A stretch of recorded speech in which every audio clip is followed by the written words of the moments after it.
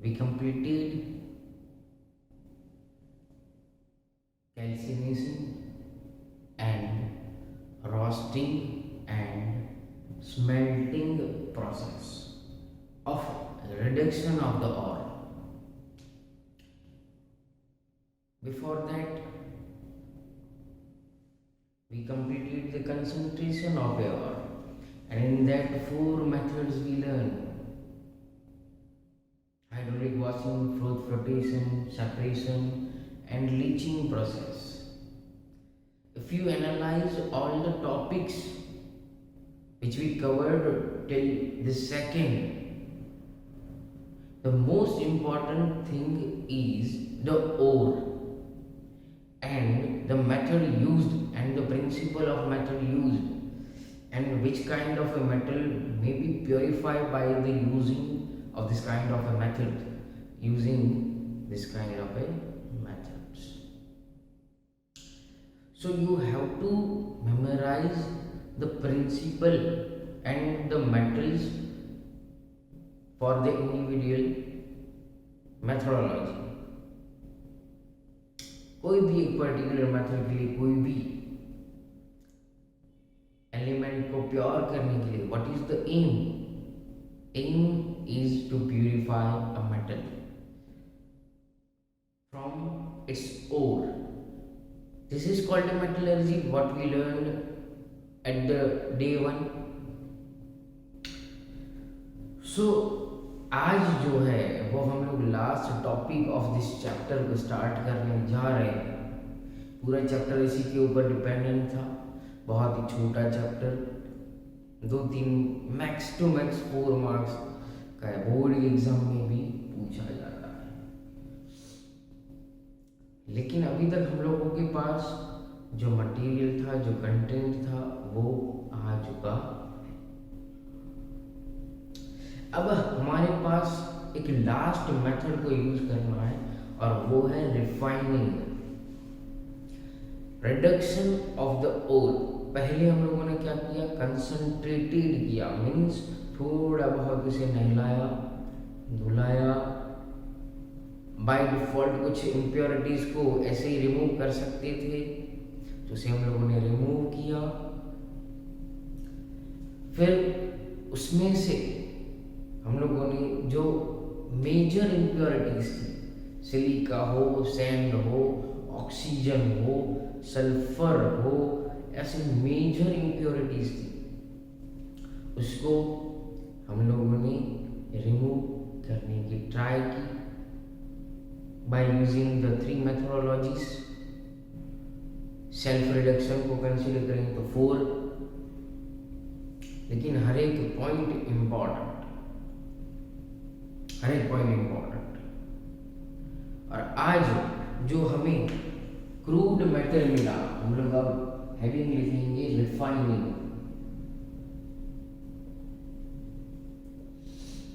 Refining process आज हम लोग करेंगे. मतलब क्या, what is the meaning of refining, कि हमें जो क्रूड मेटल जो मिला, crude metal 90 to 97% pure metal जो हमें मिला,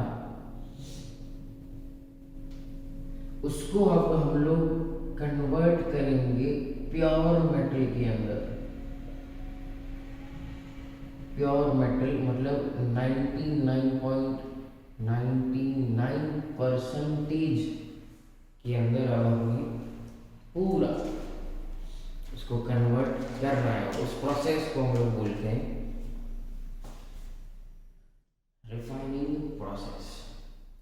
डेफिनेशन क्या लिख सकते हैं, the process of removal, the process of removal of unwanted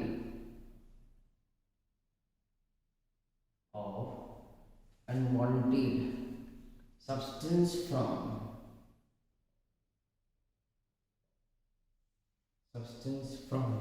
impure metal. अब ये impure metal का मतलब क्रूड मेटल. अब 90 to 97% के अंदर means it has 10 to 3% impurity. It has 10 to 3% impurity. उसको अब हमें रिमूव करना है. Metal is known as refining the process. 7 methods को हमें पढ़ना है इसके लिए. First is liquidation. इसका अब हमारा मेन रिएक्टेंट जो होगा वो क्रूड मेटल होगा, इम्प्योर मेटल होगा. First is the liquidation. Second process is distillation. Number 3 is electrolytic refining. Electrolytic refining. Number 4 is zone refining. Zone refining. Number 5 vapor phase refining.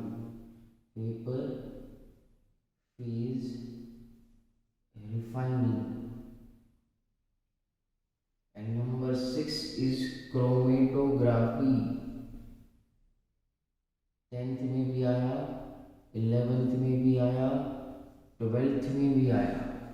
12th में भी हम लोग इसको सीख के आए हैं शायद चैप्टर नंबर 2 में. 11th में ऑर्गेनिक केमिस्ट्री में भी क्रोमेटोग्राफी आया. आज मैं आप लोगों को फर्स्ट 3 मेथड एक्सप्लेन करूंगा, क्योंकि ये बाकी तीनों की तीनों zone, vapour, chromatography most important है एग्जाम पॉइंट ऑफ व्यू.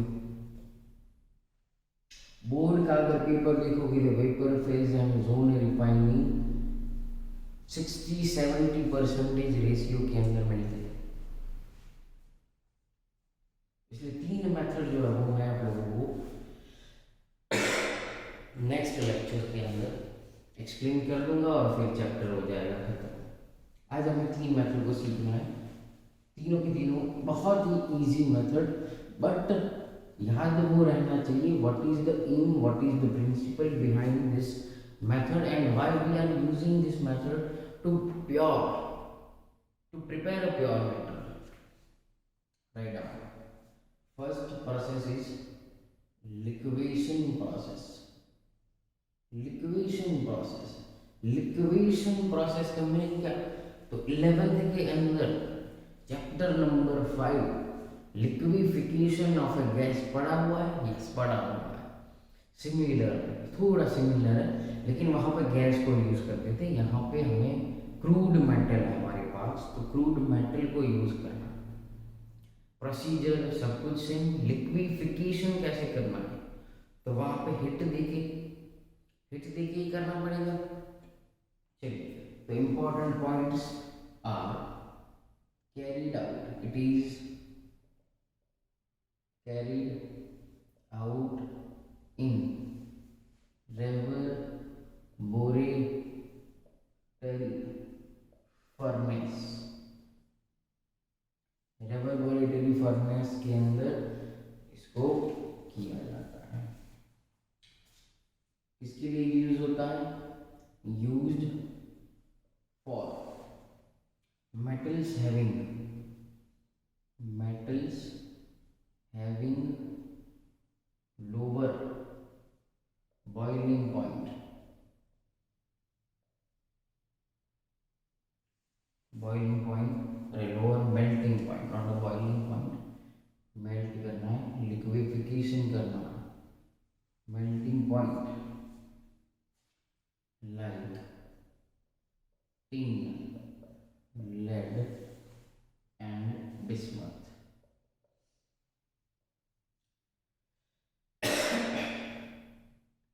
अब आप लोगों के टेक्स्ट बुक के अंदर आप लोग देखोगे तो इमेज दिया हुआ है रेवरबोरेटरी फर्नेस का। तो मैं आप लोगों को सिंपल एक ऐसा देखो, एक 90 डिग्री एंगल के ऊपर आप लोगों को ऐसा यहाँ पे लिखा हुआ है, और यहाँ से हिट देनी है हमें। यहाँ से क्या करोगे, हिट दोगे। यहाँ से आप लोगों को क्या करना है, यहाँ से होगा आप लोगों का क्रूड मेटल का इनपुट, क्रूड मेटल का इनपुट। अब जिसका भी मेल्टिंग पॉइंट कम होगा, मतलब इन मेटल्स का मेल्टिंग पॉइंट जो है वो कम होगा, मतलब जैसे ही इस सरफेस के ऊपर आएंगी, सरफेस के ऊपर आएंगी तो सीधा कहाँ पे मिल जाएंगे हमें, लिक्विड फॉर्म के अंदर, लिक्विड फॉर्म के अंदर मिलेंगी, और फिर इसको यहाँ पे कलेक्ट कर लेंगे। बहुत ही सिंपल फंडा, बहुत सिंपल फंडा है। तो यहाँ पे एक और पॉइंट करो कि impurities have high melting point, impurities के पास हाई मेल्टिंग पॉइंट होगा। ओके, फिर liquid metal collected in vessel, liquid metal जो होगा वो इस वेसल के अंदर हम कलेक्ट करेंगे। ये जो स्लोप दिख रहा है, ये जो स्लोप, उसे नाम दिया जाता है स्लोपिंग हर्थ, HEARTH, हार्ट नहीं, हर्थ, स्लोपिंग हर्थ भी बोला जाता है। स्लोपिंग हर्थ, हर्थ का मीनिंग होता है वहां पे सरफेस। ओके, पहले क्रूड मेटल को यहाँ पे इसके ऊपर डालेंगे स्लोपिंग हर्थ के ऊपर, तो वो लिक्विड में कन्वर्ट हो जाता है। ओके, और बाकी सभी इम्प्योरिटीज इसके ऊपर ही रह जाएंगे। So this is a very easy concept of the liquation process. Now move on to the second.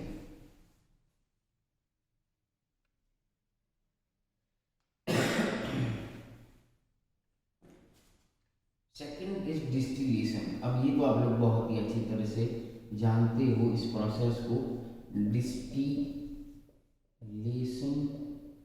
Process. Distillation, to separate two liquids, we are using this method। दो टाइप के डिस्टिलेशन होते हैं, हम यहाँ पे सिंपल डिस्टिलेशन को यूज करते हैं, सिंपल डिस्टिलेशन, एंड दूसरा होता है fractional distillation, fractional distillation. Okay, fractional distillation का मीनिंग क्या होगा कि there is a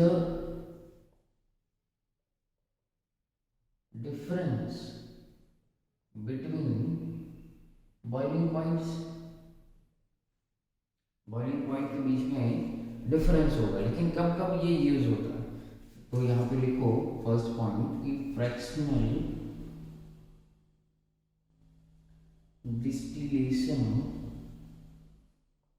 is used when boiling point difference, when boiling point difference is less than 25 degree Celsius, and simple distillation is used कब, greater than 25 degree Celsius पे ये use होता है। For example कि कोई एक लिक्विड है, इसका बॉइलिंग पॉइंट 100 डिग्री सेल्सियस है, बी है इसका 105 डिग्री सेल्सियस है, तो लेस देन 25 डिग्री सेल्सियस का डिफरेंस है, तो हम लोग फ्रैक्शनल डिस्टिलेशन यूज करेंगे। And if you have 130 degree Celsius, तो वहाँ पे हम लोग सिंपल डिस्टिलेशन का यूज करते हैं। अब सिंपल डिस्टिलेशन हमारे प्रैक्टिकल में भी है और इसी को यहाँ पे यूज करना है। प्रैक्टिकल मतलब करना नहीं, लेकिन इंफॉर्मेशन जो है वो दिया हुआ है डिस्टिलेशन का। अब होता क्या है एक्चुअली, होता क्या है ओरली मैं आप लोगों को एक्सप्लेन कर रहा हूँ। होता क्या है तो पहले फ्लास्क लिया जाता है, उसके अंदर हमारे पास जो क्रूड मेटल है उसको हम लोग ऐड करेंगे। क्रूड मेटल ऐड कर दिया, फिर impurities and boiling point difference के ऊपर से हम लोग उसको हिट करेंगे। फिर आप लोगों को याद हो तो यू शेप का एक बड़ा सा कंडेंसर जो है वो रखा जाता है, और उसके आजू बाजू वाटर पास करवाया जाता है। ओके, फिर वहाँ से जिसका लोअर बॉइलिंग पॉइंट होगा वो सीधा कहाँ पे हो जाएगा, फ्लास्क नेक्स्ट के अंदर वो कलेक्ट कर लेते हैं। ओके, लेकिन what is the most important thing, this process is used for metals having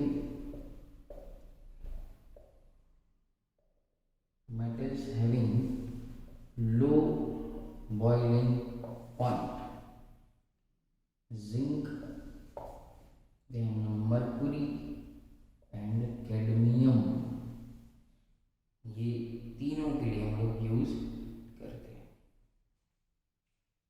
now move on to electrolytic refining.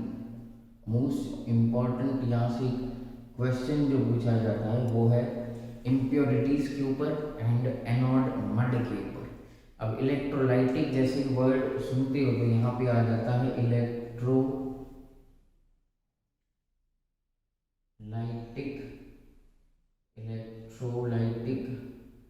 Cell का हम लोग यूज करते हैं।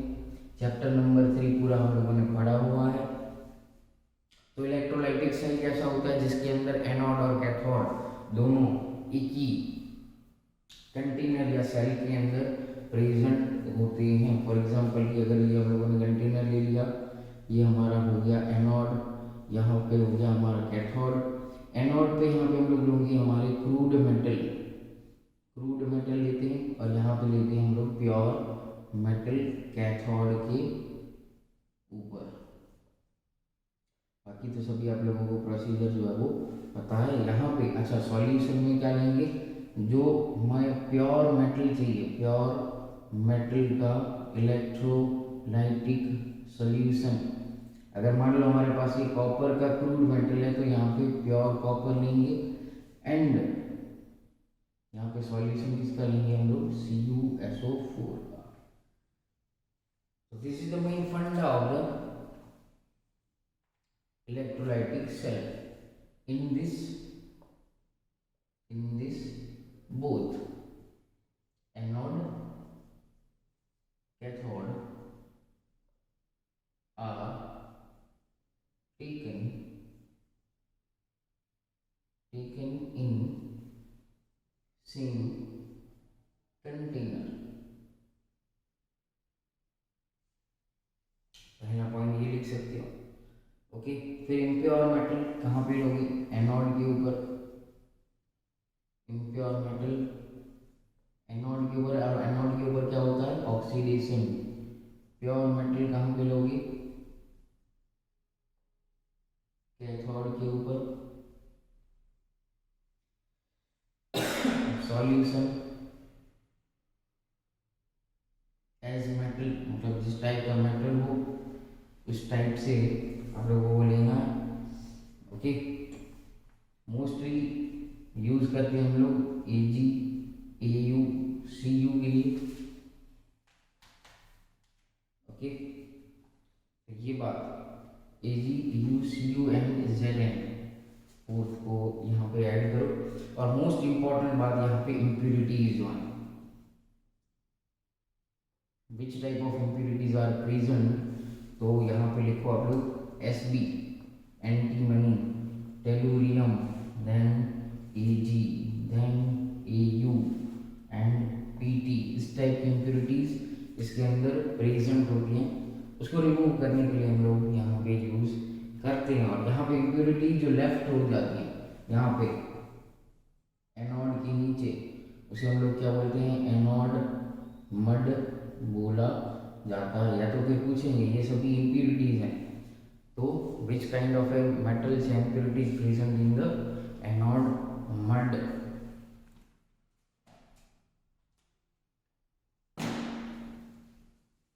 तो वैसा एमसीक्यू आप लोगों को पूछा जाता है। सो यहाँ तक आप लोगों को आज प्रिपेयर करना है। In next lecture I complete remaining 3 of the methods। Zone defining के अंदर और दो इम्पोर्टेंट नेम रिएक्शन भी हमें पढ़नी है, van Arkel method and Mond carbonyl method, उसको भी हमें पढ़ना है। ओके, सो यहाँ तक प्रिपेयर करो आज, बाकी नेक्स्ट टाइम चैप्टर करेंगे खत्म। Thank you.